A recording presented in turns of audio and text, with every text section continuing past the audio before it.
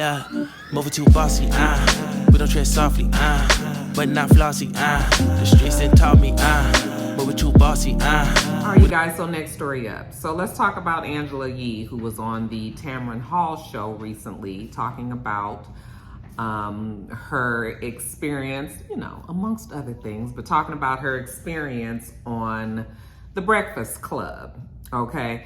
Now, you guys know that Angela Yee was a part of The Breakfast Club team. Charlamagne the God, DJ Envy, Angela Yee, they were The Breakfast Club for some, 12, 13 years or something like that. Grew to became a household name, and you know, she was the woman on the show that held it down, if you will, and was the only woman host on the show.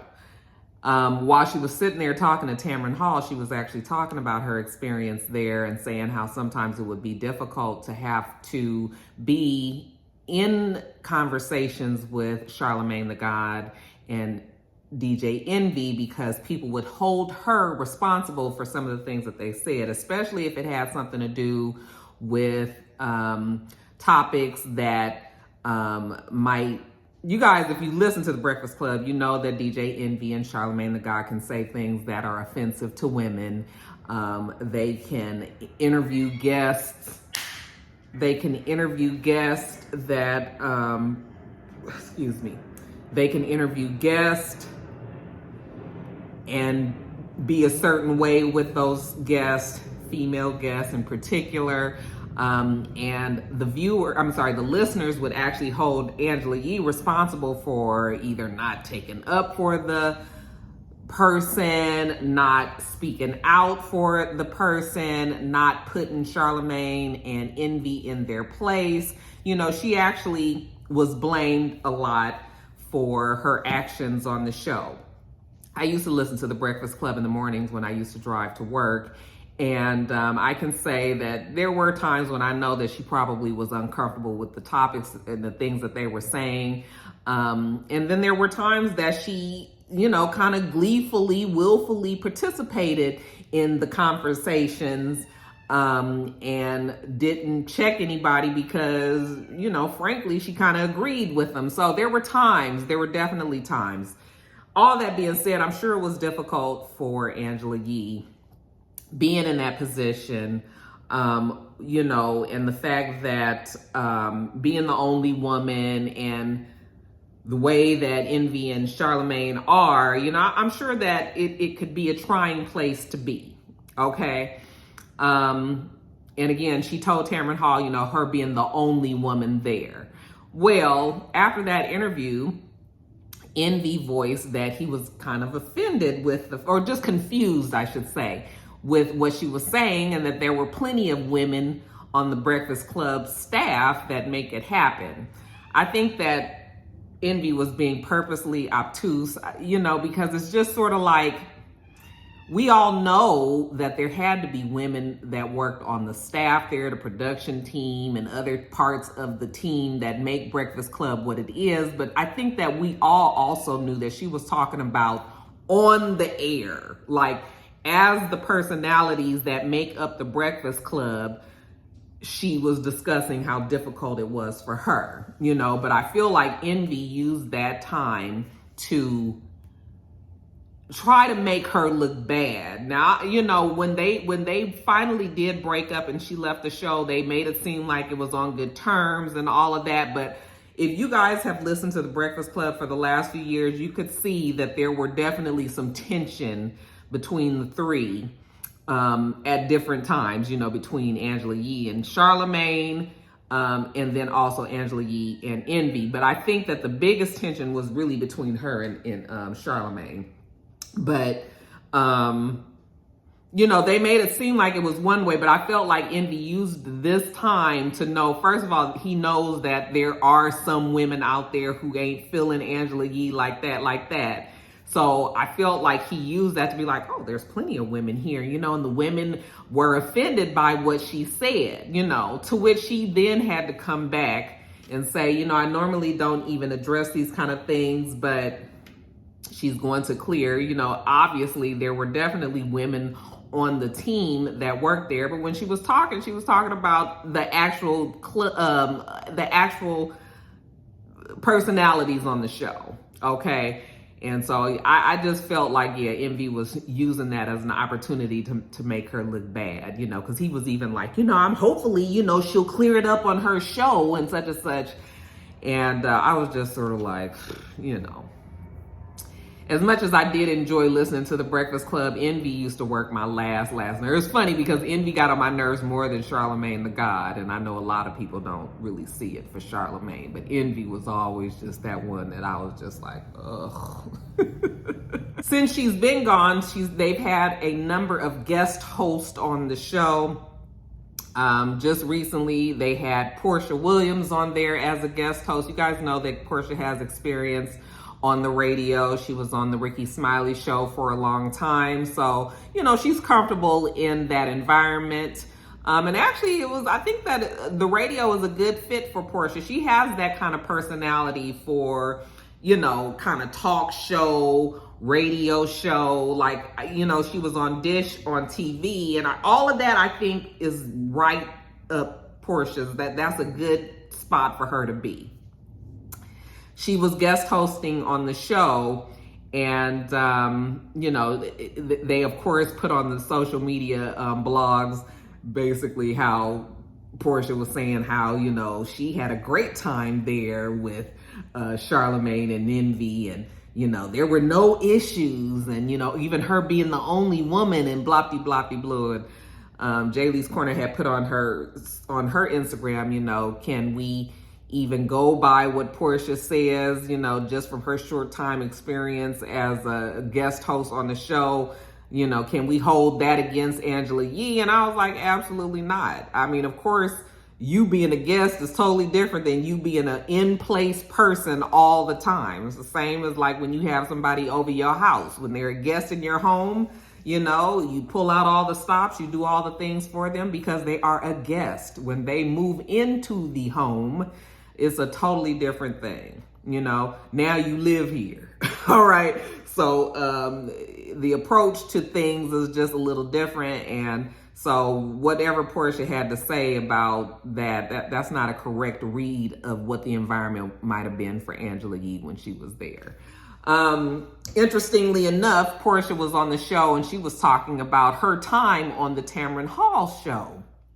Tamron's been in the blogs a lot lately. Tamron has been making the girls mad. You guys, I told you guys about the interview that she had with Larsa Pippen, and people were upset about that and felt like she was being very rude, asking these questions to Larsa Pippen.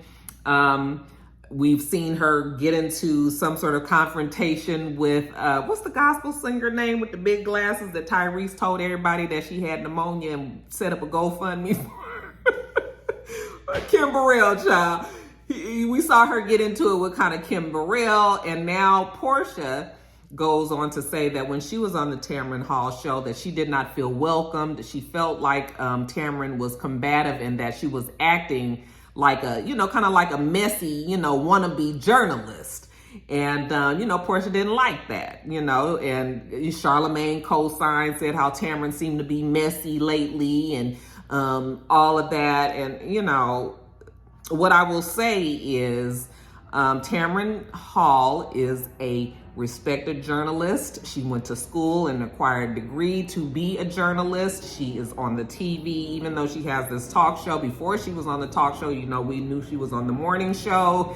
And she is a respected, qualified journalist. I think what happens is people mistake blogs, vloggers, they mistake us for true journalists. We aren't journalists, you guys. We haven't had the proper training for this. We are vloggers and bloggers who give a story. Yes, blogging has changed over the course of the years. You know, blogging used to solely just be, your opinion. You put something out there, you might put your own spin on it, you give your opinion and all that. Now blogs have gotten to be so big that they have to be a bit more responsible. They can't just be putting any old shit out there. I mean, you take your Shade Room, got what, 2-3 million followers, maybe even more than that. I didn't check, but what I'm saying is, as they get more people following and listening to them, then yes, the responsibility is there to just not be putting out any old thing. So blogs have changed. Vlogs have changed. But in the grand scheme of things, vloggers and bloggers are still not trained journalists, okay? And I think that people get it mixed up. So you get these reality show stars, you get these influencers, you get them type of people that go on true talk shows, and then they get offended or uncomfortable by having to answer the hard questions.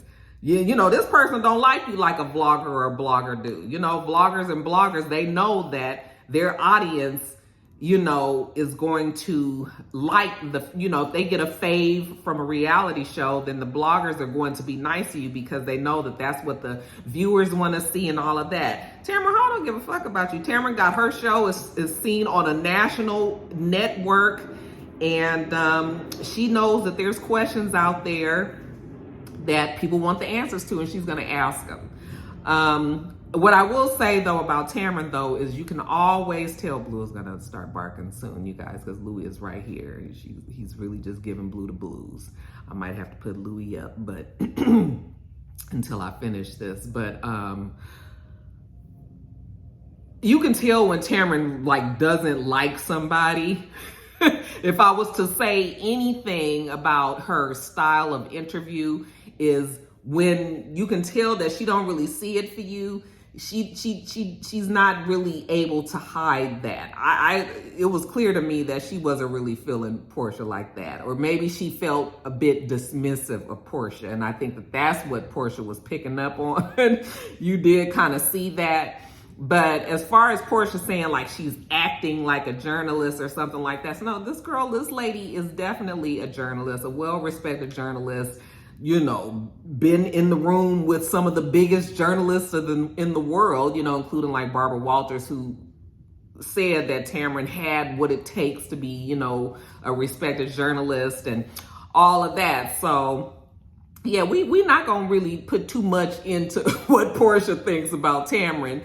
I mean, yeah, she can feel offended by the things that Tamron, because Tamron was a little funky, but no, she's not acting as she is that, and she, you know, she's earned that title and people should respect her for that. But my feeling is, if you got shit going on that you might not necessarily be the most comfortable talking about, then maybe you shouldn't go on them type of shows. Maybe you need to stick to the blogs. You know, they've got these blogs that got TMZs in the shade rooms of the world. You know, Baller Alert, Bossip, YBF, Neighborhood Talk, Jasmine Brand, all of those, like, you can do those. You can do those, and you'll probably get somebody that's really, really nice to you. Get on the TV, might be a little different, so you just might need to keep that in mind. But yeah, that's it on that, you guys. I just wanted to let y'all know about what's going on over there at the Breakfast Club. Tread softly, but not flossy, the streets that taught me, All right, you guys, next story. Bishop Robbery, as Jay Lee so lovingly calls him. Every time I read it, I crack up. Bishop Lamar Whitehead has found himself in even more trouble, you guys. Now, remember I told you guys about all the other problems that he was having, lying to his congregation, stealing money from the congregation so that he can get a down payment for his New Jersey home. Of course, we've all had our good eye on Bishop, self-entitled Bishop, you guys, because we all know that he ain't no real damn bishop. But anyway, Bishop Whitehead in this big mansion with all his Gucci and his Louis and his Prada and his all the designer wear that he loved to showcase. Even though he had a storefront church, they were sitting on baby shower chairs, didn't even have pews. we all know the story there. We also know that he is a glutton for social media fame. He be all in the comments. He just does the most, okay? We still think that he set up that, people think that he set up that robbery. Well, you know what? No, I'll take that back, because I think they did arrest the people that was responsible and all of that. But the robbery that happened while he was doing a live feed for his Sunday service is what brought all the attention to Whitehead. It's been downhill for old boy ever since. So now the newest problem that he got is that, so in 2018, you guys, he applied for a business loan, $250,000. Okay, they said that he forged paperwork to apply, submitted an online application. He had made up bank records to say, you know, that he had so much in his account and all of that. He didn't get approved for that loan, okay? But then in 2019, he continued to forge documents. He still wanted to get this house, apparently in New Jersey. The house was $1.3 million, did they say? I think the house was $1.3 million for his house in Paramus, New Jersey. He created false documents, didn't even have a bank account, created a bank account's paperwork, submitted that, said that he had $2 million in coffers. I meant to look up what that meant. But anyway, they said that I'm assuming that he said that he had all this money in his account and that he didn't, okay? Turns out what he did have in his account was less than $10, you guys. Now $10 is such a far jump from 2 million. I mean, nigga, you had to put that much on 10. That's like 50 on 10. that's 100 on 10. I was just like, now, Bishop, you knew good and damn well that you needed to try to meet him a little bit closer than that. I mean, you had done stole the money from the church people. Why you didn't have that in your account? You could have at least said you had about 50,000 in there. You said you had 2 million and you had less than 10. And then the bank, for whatever reason, they bought it. And they gave him the money. He got his 6-bedroom home out there in New Jersey. He'd been living there. And, you know, now that he's been in trouble with all of the rest of the stuff that happened with the church and in the congregation, now he is new wire fraud charges. Oh my God, where is Louie? Louie. Ow. Go.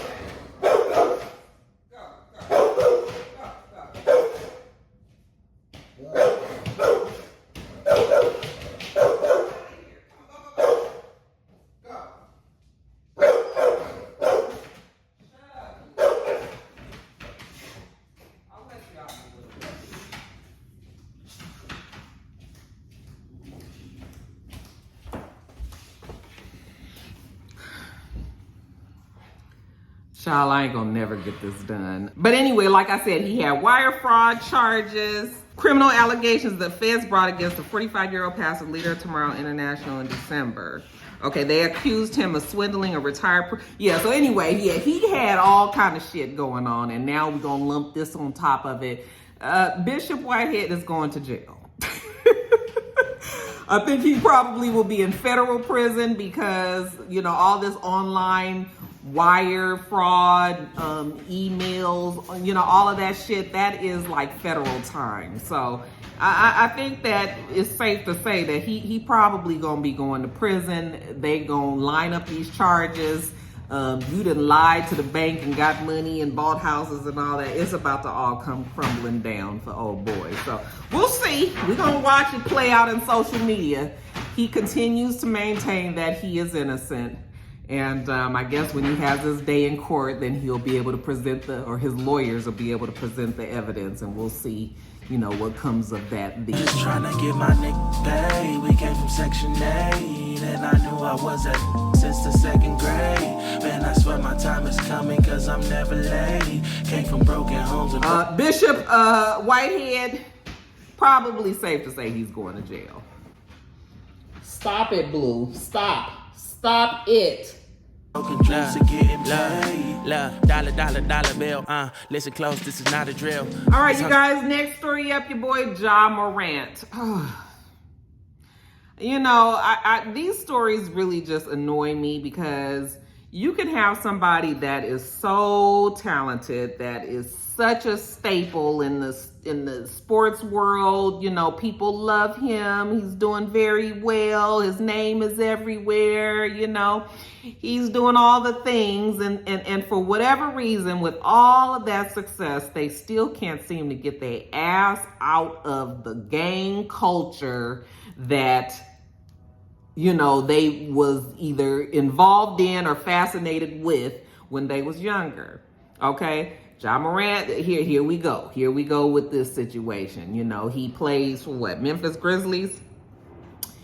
They said that they had been talked to the boy about conduct and, you know, just making sure that the players on the team, you know, remain on the straight and narrow. The team, NBA, has a code of conduct they expect all of their players to adhere to.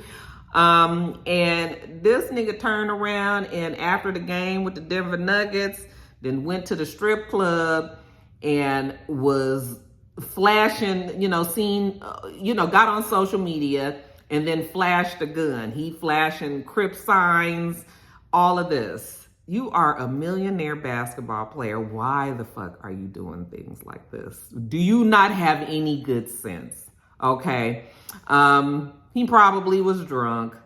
You know, I can't say that you don't make the best decisions. I can say that you don't make the best decisions when you are inebriated.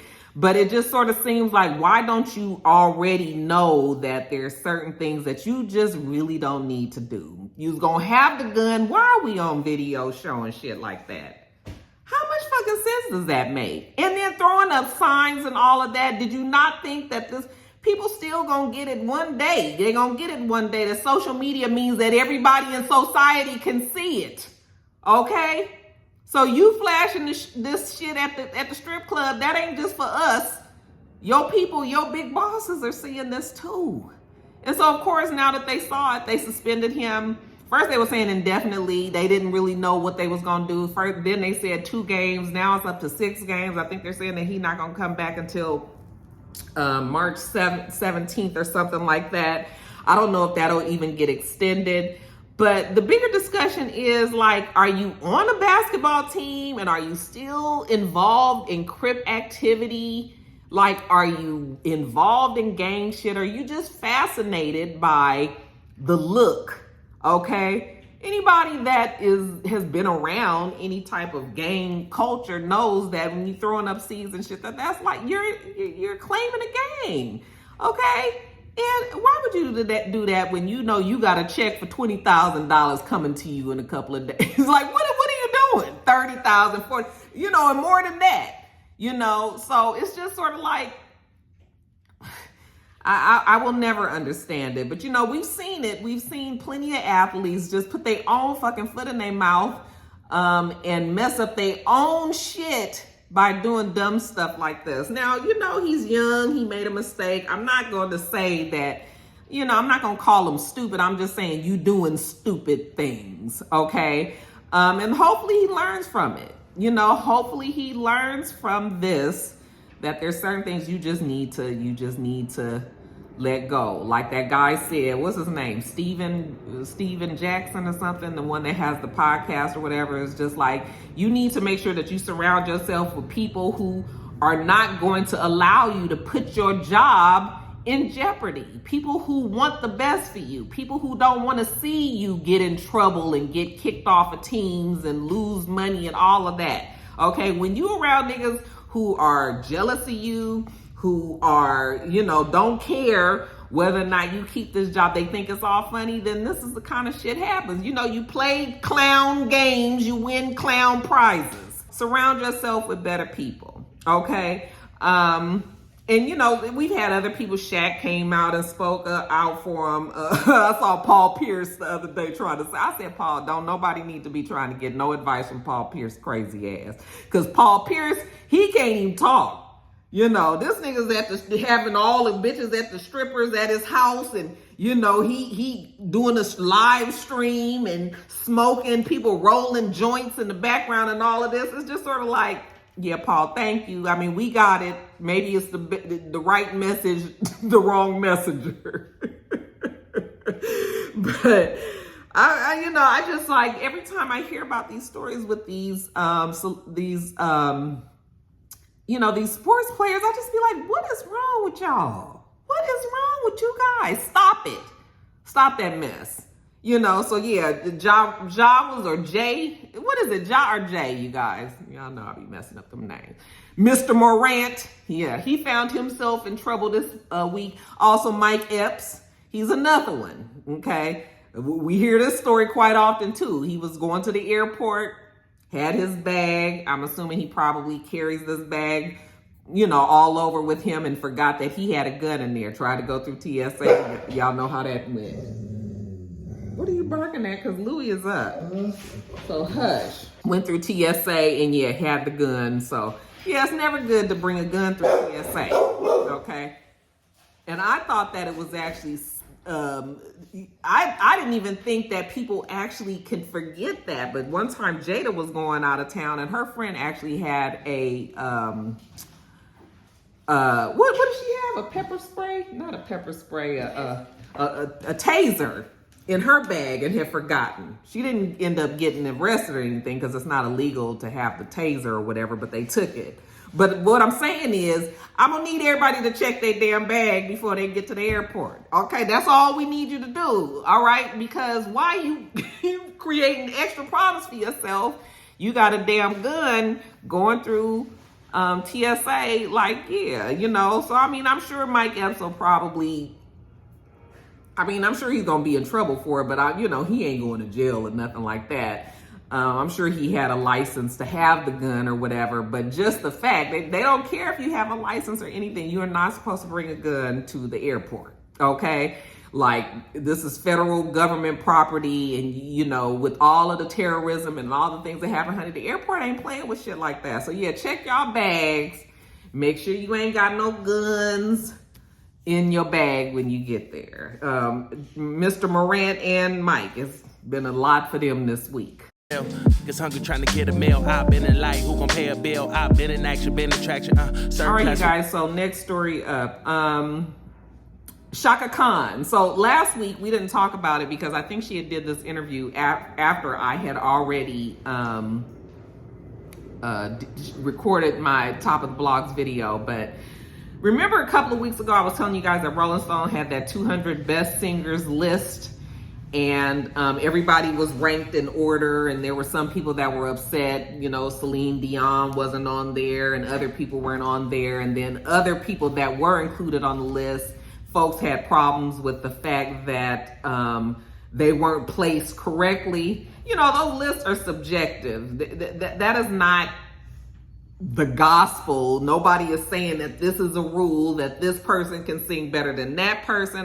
This is just the staff at Rolling Stones, probably some younger people, and putting together this list, So I don't never really care about those lists, but obviously there are some people out there that do. Now, Chaka Khan, where she come in on this story is that she was on a podcast called The Originals. LA Magazine has a podcast called The Originals. And you guys, I don't know what happens on these podcasts, but when people get on podcasts, honey, they seem to forget that this is going to be broadcast for everybody to hear.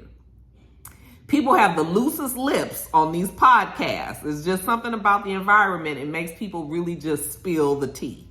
Now, Chaka Khan is a legend. She's an older woman. We know that our legendary singers are all very outspoken. They get to a point in their life where they don't give a fuck because they have earned the right to be able to be whichever way they want to be. They damn old. They gonna say whatever the hell they feel. And damn it, that's it. We've seen Aretha. We've seen Patty. We've seen Gladys. We done seen Dionne Warwick. We done seen all them. Now, of course, Chaka is not as old as they are, but what I'm saying is, once you get to a certain point in your life, you just kind of say it like it is. And I can appreciate them for that. However, sometimes, the way that you express yourself, it's not just between you and the person. This podcast is being heard by everybody. And in this day of social media, in this age, she had to have known, or maybe she just didn't realize that all the things that she was saying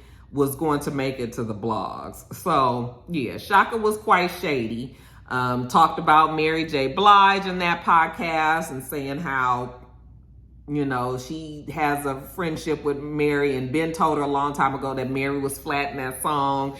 And, she said this, I already knew this. I thought everybody knew that. Chaka never liked the remake of Sweet Thing. I kind of felt like, on top of her not liking the fact that Mary J was on, singing the song and was flat in certain parts of that song, I think she also might have had an issue that song blew up bigger, I feel, for Mary J than it did for Chaka.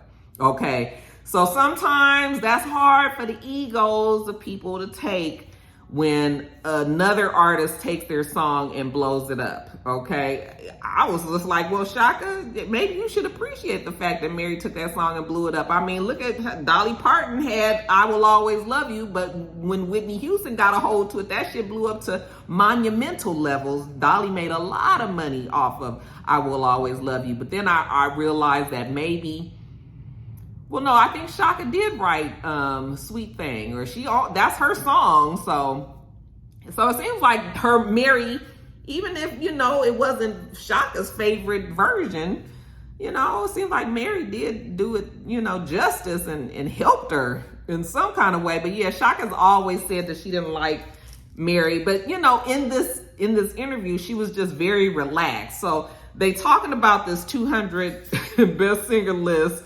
And she wasn't pleased that she was number 29.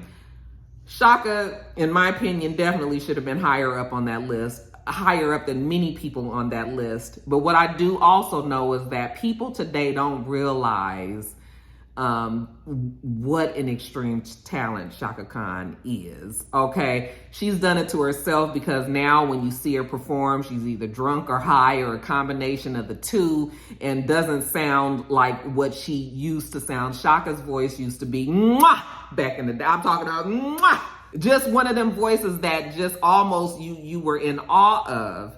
And she has not protected that image or her legacy, I don't think, at all. So now when you hear her, like when we saw her in the verses, I was so embarrassed for her, because I know, coming from my era, I mean, Chaka was everything. Chaka was everything. So for her to get on that verses and then show this new generation, yeah, she got the hits, but she can't sing them no more. I think that's why she ended up being lower on that list. It's really because of how she has put herself out there for, the listeners and all of that. These young kids just have no idea. And she didn't help them remember by what she's done, recently with her concerts and all of that. So I kind of feel like it's Chaka's fault that she landed at 29, even though I believe that she should be higher up on the list. Adele, for instance, is at number 22. And she was just like, you know what, I quit. Like, these motherfuckers must be blind as a bat. Like, these must be Helen Keller's children. What are they listening to? Now, everybody and their mama knows, from my age, I should say from my era, knows that Chaka has a better voice than Adele. I don't even get the hype with Adele. I never have. I don't get it, The lady can sing, but I don't think that is anything special about her voice. I just don't get it. But I mean, folks, she has her fans and all that, so I'll give her that. But yeah, Chaka below Adele, no. She was okay with some people on the list. Like, she was okay with Aretha being number 1. She was okay with Whitney. She was okay with where Beyonce was. She was fine with all of that. But then, when you threw a Mariah Carey in there, I was just like, oh, damn, Chaka, you feel like that about Mariah? Okay. Now, Mariah, I believe, deserved to be where she was on that list. But then other people that came before Chaka, like I said, I feel like it is because they just don't know. They just don't know. It's the same like how people don't realize what a big name Bobby Brown used to be.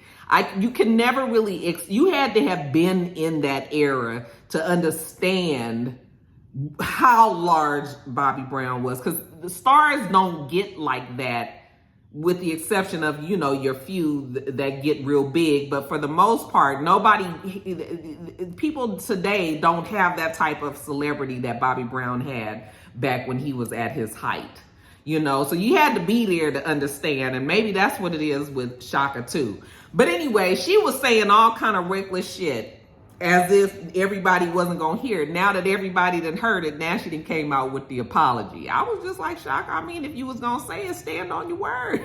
We ain't seen Aretha and Patty and them apologize, you know, you just had to take it. But she was kind of rude, you know, and I don't like that. It's just sort of like, yeah, you can be this legend and you can know that you better than, you know, most of the people that came above you and all of that. But what I don't like is when legends are just nasty, mean, talking about those that are coming up after them, okay? You know, and most of them girls, I'm sure, looked up to Chaka Khan, because if you consider yourself a true vocalist, then you couldn't have nothing but respect for what Chaka Khan has done, you know? So to turn around and find out that your legend, the one that you look up to, say this shit about you, like that's fucked up. That's not cute, you know? And somebody must have told her that. Now, I'm not sure if she wrote this apology or somebody put it out there, but we got the apology, y'all. It says, being an artist or musician is not a competition. It's a gift for which I am truly grateful. It was not my intention to cause pain or upset anyone. To anyone that has felt that way, I sincerely apologize. So yeah, somebody had a conversation with Chaka. Okay. And I think that she was mean in that interview. You know, even when you are relaxed and in an environment where you feel comfortable and able to say whatever you want to say, I think that she just, you know, I think Chaka might not be the nicest person. Excuse me, nicest person. So, you know, not saying that that's not on par with her personality. But if you're going to be in the public and you're going to be saying it, either say it and mean the shit and forget it, or don't be that way, you know? So, but yeah, she wasn't pleased about that damn thing. She said, these motherfuckers must be blind as a bat.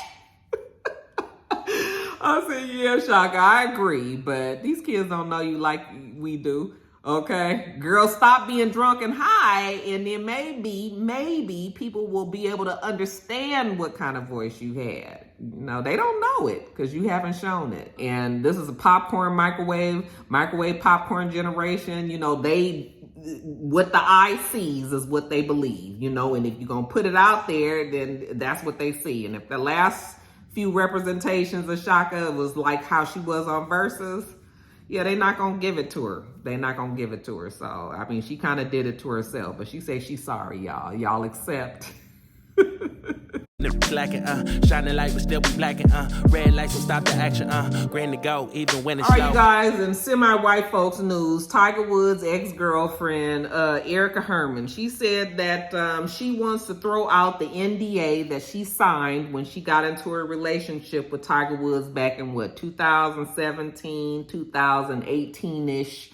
They got into a relationship. She signed this NDA. Now that they are broken up, she wants the NDA thrown out. She wants to tell everybody how Tiger Woods treated her in that relationship, or how she was treated by somebody in this relationship. You know, there's been words thrown around, sexual harassment and all of that, although her lawyer says that the sexual harassment claims may not be about Tiger Woods himself. So maybe somebody in his camp and on his team around him. I don't know. But apparently when they broke up, now they lived together. She lived in his home. And then when he broke up with her, she was going on a vacation. And she said once she was gone from the house, they let her know that she was not welcome back at the house. Wouldn't let her come, wouldn't let her get her shit apparently, you know, and all of that. So now sis is mad. She say $30 million she want the NDA thrown out. She wants to be able to tell what happened, sexual harassment, and amongst other things, and all of that, you guys. And this Tiger and his women, child, we can't even worry ourselves too much about it. I mean, we have heard so many stories about Tiger Woods and how he treat his women and all of that. And if you still want to jump in the bed with him, and if you still want to be around something like that because he Tiger Woods, and I feel like, well, girl, you had to take the good and the bad. The man that kicked you out your own damn house while you was trying to go on vacation, So, I can't worry myself too much about it, but I just wanted to let y'all know she asking for $30 million. Get rid of this NDA and maybe write a book, let you guys know what's happening over there in Tiger's camp. Will you guys be interested if she did do something like that? Y'all let me know. Higher heights to balance out the lows. Can't ride the wave because you ain't got a boat. All you only need to know, base. And then lastly, you guys, they say that Tyler Perry is looking to gain the majority stake in the Paramount Global owned BET. We already know that he has like a minority stake in BET Plus, you guys. I really think that this was all a part of his plan. Remember, he was on OWN and he had all his shows over there, and then he came over to BET, had ended up putting a lot of his shows on the BET Plus streaming service. And I think that it was always a part of his plan to possibly acquire the majority stake at BET. If he does do that, he will get BET and VH1. He will be in control of, the majority there, and Paramount is considering doing that. Paramount gained control of BET back when Bob Johnson sold it in 2000 for $2.3 billion, I believe. $2.3 billion. 500 million in, debt things or whatever, but they took over, brought in BET, created BET Plus and all of that. But now they're looking to maybe offload it, and Tyler Perry might be the one to do it. Another person that is in discussions to possibly do so is Byron Allen. You guys know Byron for a long time has just moved in silence, child. Byron owned the Weather Channel. He owns a bunch of local television stations all over. Byron is one of those quiet, powerful players in Hollywood. He also wants to get the majority stake of BET. And listen, I'd be fine if either one of them do it. I admire Tyler and Byron. So if either one of them get it, I'll be fine with it. So we'll see what happens there. I think that when you have a channel like BET, Black Entertainment Television, then a Black person needs to be at the helm of that channel. Black people, if you are putting out content that's supposed to be concentrated towards Black people or Black entertainment, then yes, a Black person needs to head it as well. So I think that this is a good idea. Hopefully, it works that either one of them can get it. We'll see. Water, y'all can't fuck with my oasis. Reason y'all not winning, y'all don't know the fucking basics. Moving too bossy, we don't trust. All right, you guys, that is it. Let me get off of here. I am so excited. You want to know why? A bitch is getting off that assignment at work. Today is my last day. Oh, I'm so happy to go back to my regular position, you guys. I'm over it. It's been good where I've been. So I can't complain. It did me well for the 2.5 years that I've been over there, but it's just gotten to the point where it's time for me to go. And so they letting the nigga go, and I am so pleased. I'll still be working from home. I just won't have to. That job was very demanding. And nigga, listen, I'm ready to retire. Okay, nigga, I got 3 more years. I don't want to work this hard. Nigga, I don't want to work this hard. I'm gonna work, but not that hard, So I'm glad that's over. So you guys won't hear me complaining about that. Okay? But anyway, let me get on off of here, you guys. We do this every single week. So make sure that you rate, comment, and subscribe, and make sure you come back.